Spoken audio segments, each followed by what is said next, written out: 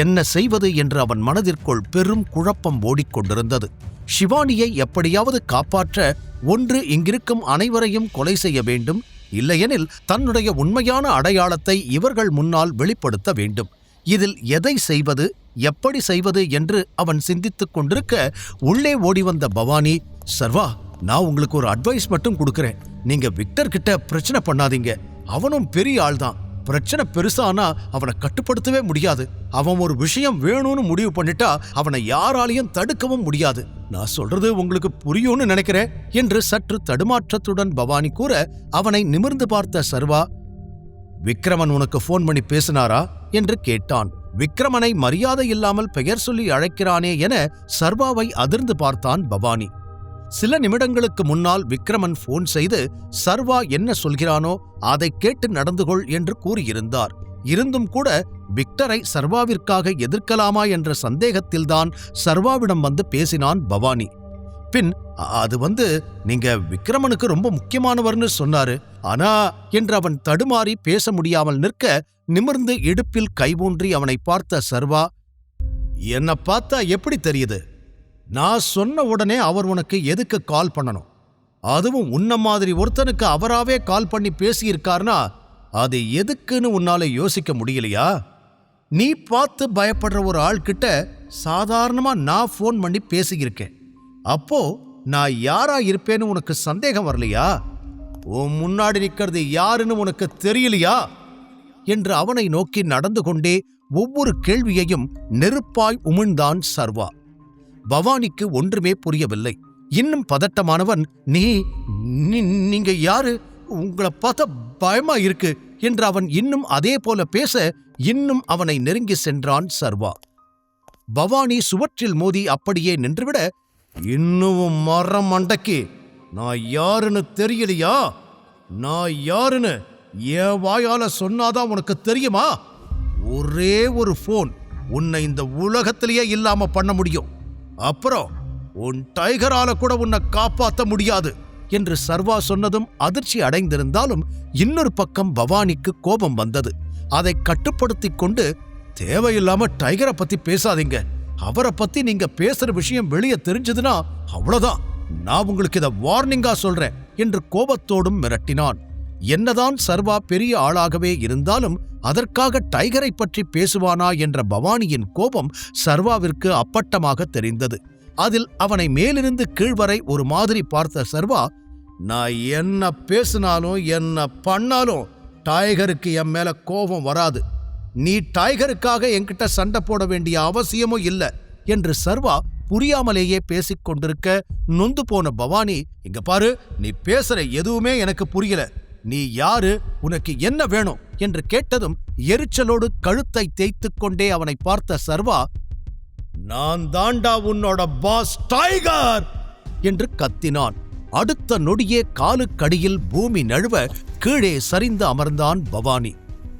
சர்வாவின் முகத்தை நிமிர்ந்து பார்க்கவே இப்போது அவனுக்கு பயமாக இருந்தது. இதயத் துடிப்பு வெளியில் கேட்க உறைந்து போன நிலையில் இருந்தவன் சில நொடிகளில் இது பொய்யாதா இருக்கும் என்று நினைத்து, நானும் உனக்காக ஹெல்ப் பண்ண எவ்வளவோ முயற்சி பண்ணேன், ஆனா இதுக்கு மேல என்னால முடியாது. நீ டைகர் பத்தி பேசி இருக்க கூடாது. உன்னை விக்டர் ஆளுங்க கிட்டயே நான் விட்டுடுறேன். அவங்க உன்னை என்ன பண்ணாலும் இதுக்கு மேல நான் அதுல தலையிட மாட்டேன். நீ டைகரை இன்சல்ட் பண்ணதுக்கு இதுதான் உனக்கு தண்டனை என்று கூறி எழுந்து நின்றான் பவானி. தன்னை மிரட்டி பயம் காட்டவே சர்வா இப்படியெல்லாம் பேசுகிறான் என நினைத்தான் அவன். அதனால் தான் மிரட்டியதும் சர்வா பயந்து மன்னிப்பு கேட்பான் என்று நினைக்க சர்வாவும் சத்தமாக சிரித்தான். உன்னோட பாஸையே கொலை பண்ணிடுவேன் மிரட்டுற அளவுக்கு நீ பெரிய ஆளாயிட்டியா என்று நக்கலாக கேட்டுவிட்டு, இந்த மாதிரி பேசுறது இதுவே கடைசியா இருக்கட்டும். இதுக்கு மேல டைகர் கிட்ட இருந்து இதுக்கு மன்னிப்பு கிடைக்காது என்று சர்வா அதே திமிரோடு கூற மீண்டும் குழம்பினான் பவானி. எப்படி இவன் இவ்வளோ தைரியமா பேசுறான் என்று அவன் யோசித்துக் கொண்டிருக்க சர்வா தனது மோதிரத்தை அவன் முன்னால் நீட்டி அதிலிருந்த டி என்ற அடையாளத்தை காட்டினான். உனக்கு டைகர் அடையாளம் தெரியலனாலும் இந்த மோதிரத்தை பத்தியும் இதுல இருக்கிற அடையாளத்தை பத்தியும் நீ கேள்விப்பட்டிருப்பேன்னு நினைக்கிறேன். Am I right? என்று காட்டிட பவானி அதிர்ந்து போனான்.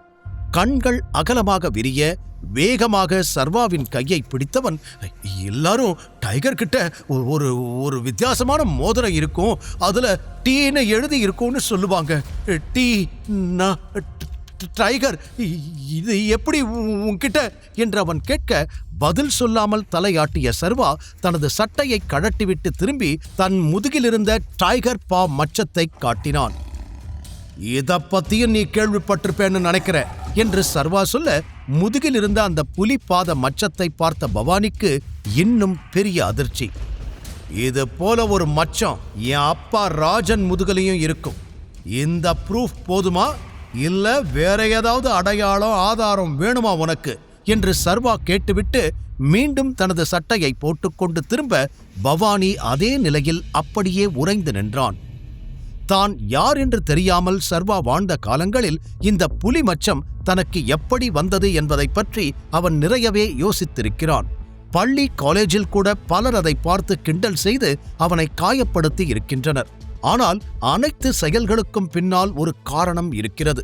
அதுவே பிற்காலத்தில் தனக்கு பெரிய அடையாளத்தை கொடுக்கப் போகிறது என்று இப்போதுதான் சர்வாவே புரிந்து கொண்டிருக்க, தன்னுடைய ஒவ்வொரு அடையாளத்தையும் பவானியிடம் காட்டிக் கொண்டிருந்தான். அனைத்தையும் தன் கண்ணால் பார்த்து முடித்த பவானியால் இதற்கு மேல் இது பொய்யாக இருக்கும் என்று தனக்குத்தானே சொல்லிக் கொள்ள முடியவில்லை. கால்கள் தள்ளாட தலை சுற்றி சர்வாவின் காலடியிலேயே விழுந்தவனுக்கு எப்படி பேசி சர்வாவை சமாதானம் செய்வது என்று புரியவில்லை.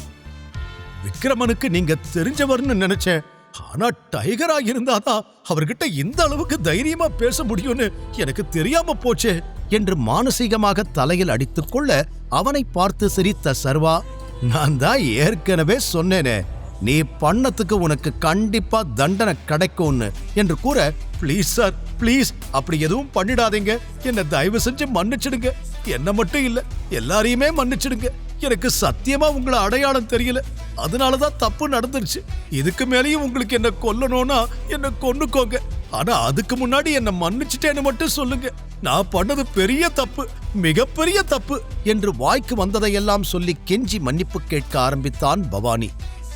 பெருமூச்சோடு அவன் சொன்ன அனைத்தையும் கேட்டுக்கொண்டிருந்த சர்வா, எனக்கு விக்டரை உடனே பார்க்கணும், அவன் செஞ்ச காரியத்துக்கு அவனை நான் சும்மா விடமாட்டேன், நானே அவனுக்கு பெரிய தண்டனையா கொடுக்கிறேன் என்று சர்வா நகர, மீண்டும் அவன் காலை பிடித்த பவானி, ப்ளீஸ் சார் அப்படி எதுவும் பண்ணிடாதீங்க, நான் அவனை வர வைக்கிறேன் என்று பவானி கெஞ்சி கேட்க, ஆனா ஒரு கண்டிஷன் என்றான் சர்வா.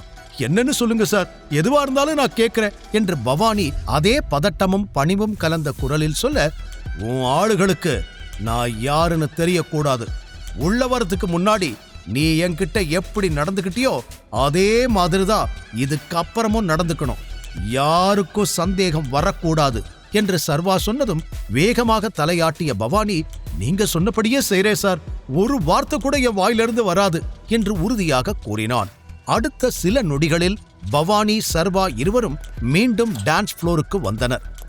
அடியாட்கள் அனைவரும் சர்வாவை முறைத்துக் கொண்டிருக்க, தனது பயமும் பதட்டமும் யாருக்கும் தெரியாத அளவிற்கு தன்னை கட்டுப்படுத்தி கொண்டு வந்து நின்றான் பவானி. அந்த பப்பிற்குள்ளேயே ஒரு ரூம் இருக்க, அதன் கதவருகில் நின்று கத்திக் கொண்டிருந்தான் விக்டர். அவன் குரல் கேட்டு சர்வாவும் அருகில் செல்லப்போக, சார் ஒரு நிமிஷம் இருங்க என்று தடுத்தான் பவானி. சர்வா அவனை தாண்டி அங்கு செல்ல, அந்த ரூமில் இருந்த பெட் மீது அரை மயக்க நிலையில் கண்மூடி படுத்திருந்தாள் ஷிவானி. அவளுடைய உடை ஆங்காங்கே விலகி இருந்தது.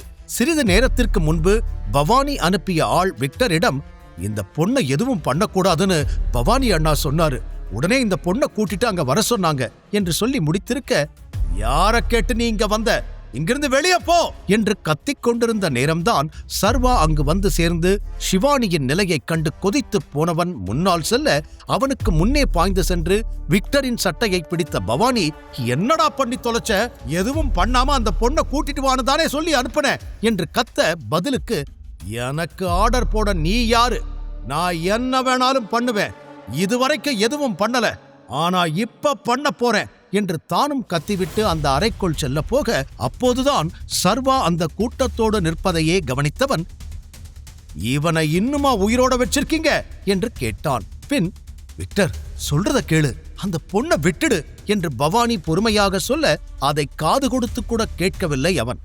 எல்லாரும் இங்கிருந்து இப்பவே கிளம்புறீங்க, இல்ல அவ்வளவுதான் என்று சொல்லி அவன் மீண்டும் உள்ளே செல்ல பார்க்க சர்வா பவானியை முறைத்தான்.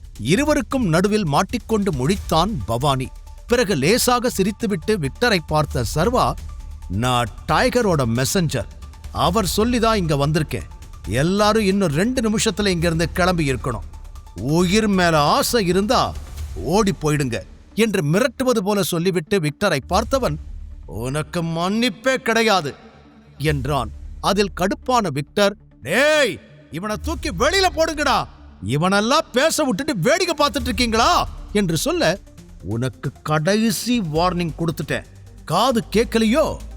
உயிர் மேல கொஞ்சமாச்சும் ஆசை இருந்தா முழு கதையையும் கேட்டு மகிழ பாக்கெட் FM ஆப்பை டவுன்லோட் செய்யுங்கள். லிங்க் டிஸ்கிரிப்ஷனில் கொடுக்கப்பட்டுள்ளது.